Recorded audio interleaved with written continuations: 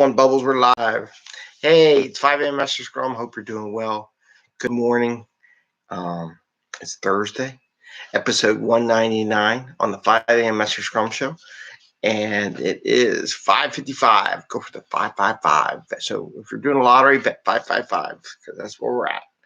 Anyway, it's 5amMesterScrum Show, and we here talk about Agile Scrum and a practical and tactical way to get you home to your family and friends.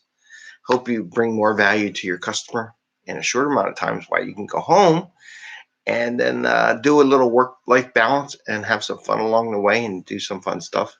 Tomorrow is Friday, so we'll do Fortune Cookie Friday tomorrow. I still have my bag. Got my giant bag of Fortune cookies. Might have to go to the grocery store a little bit and get some more. But today, Thursday, keep it. I was listening to Gary Vee. We got a great quote from Gary Vee that so applies to Agile and scaling. I got to listen to it a couple times to get the words just right. So I'll share that later on LinkedIn or something, or some of the posts on Instagram. And what I want to talk about today is two things. There was a post the other day talking about transformation and how all these different transformation. And I thought about it and looked at it, and I looked at what was missing in the chart.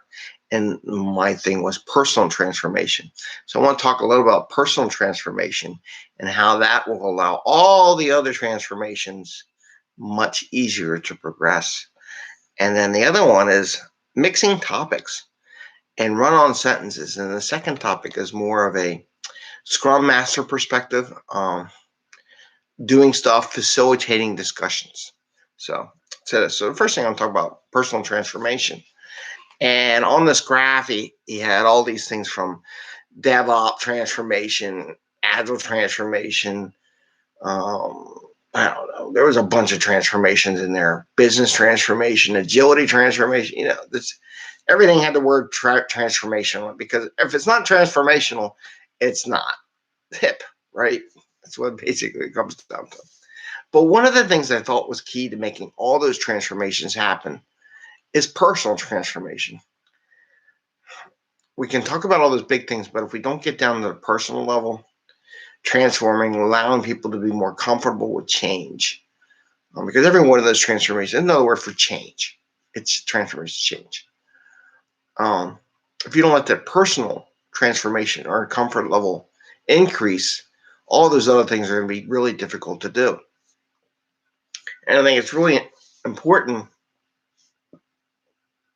to get yourself as a Scrum Master, Agile coach, business person, coder, whatever, comfortable with change, comfortable with transformation.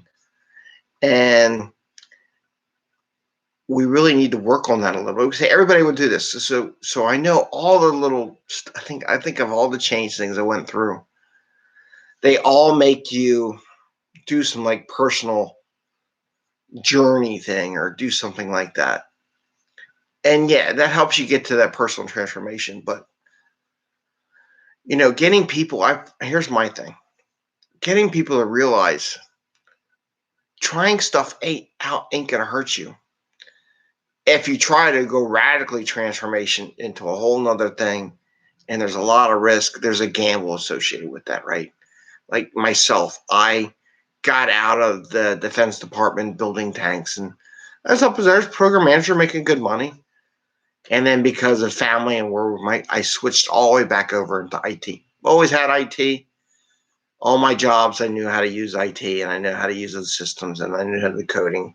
Probably why I knew more about my job than most of the other people, because I can hack the data and hack what's going on and see what everybody's coding, and I understood all that. So then I went to IT, but I totally switched to another job, another area, another focus, and went with it. It was a risk. Could always fall back to the other one. But for myself personally, it wasn't. I think I've done pretty well. And, there's that risk where you jump area. But then the idea is just getting comfortable with change. Trying something new, working out, doing things, changing the way you measure stuff, trying new tools, new techniques. And it's just a constant. It's okay. It doesn't hurt. Trying a new way to code, trying some JavaScript, fine. It takes me a month to figure out how to write a new language of code. but it's only going to be a month. A month later, I got a new skill set. And every one of these little tools that we use uses a different language, and it's more efficient in different languages. And maybe that little language codes something here, codes something there. I mean, when I built a point of sale system when I was really younger, in my 20s, from scratch, I taught myself how to do, that time was a database thing that Microsoft had. I taught myself how to do Visual Basic, C, what was the other one I did? Was it ASCII? I don't know. There was Visual Basic, there was Basic, C, C+, because every little machine needed a different code to get it going, and it was in a certain different program, and I had to learn those different programs in order to get the thing to work. So it was a funny experience with that, but all those little pieces came together to be transformational in delivering the product. So, but I just want to emphasize, we can do all this transformation, and this is the higher level thing. We got to help with personal transformation. It's okay to try things, and it's okay to fail. Without that okay to fail, all these other transformations that everybody wants to do is not going to happen. It's going to take a lot longer to happen. So we got to give everybody a chance, some breathing room to fail. I guess that's classic, right? Everybody talks about fail's okay, blah, blah, blah, fail fast. I mean, we're so hurried on the fail fast thing that, cat rolled right off the couch. Crazy cat. Woo, there she is. Hi. She just rolled over on her belly to show her belly like a dog, and then just rolled right off the couch. Go figure that one, right? Anyway, so that's the one thing I just want to talk about is I'm going to close it at that because I'm ranting. But you got to get the personal transformation part going ready. You got to get the people ready to transform, make all the other ones work. The last one is mixing topics, like I just did. I just did a run-on sentence. So I was listening to a Daily Scrum from one of my Scrum Masters the other day. And one of the things I noticed when we came up with trend, and I texted him and said, this is what I'm seeing. Because we're remote, and he's in another city, and I'm in the city and everything. You know how we write sentences, right? We write a sentence, we put a period, and then we start a new sentence, period. Then you sometimes do a paragraph break, and you get a gap, and then you start a new topic area in the new paragraph. It's not a continuation. Where a run-on sentence is where you don't put any punctuation, you don't put any stops, and you keep talking, right? Scrum Masters have to make sure that there are sentences and the breaks, and they're not run-on sentences for what they're doing. Where I was in a meeting, and we're doing Daily Scrum, and I'm like getting confused, and I'm like, what's going on here? And he started into a whole nother session right off the Daily Scrum. Went right into like talking about getting ready for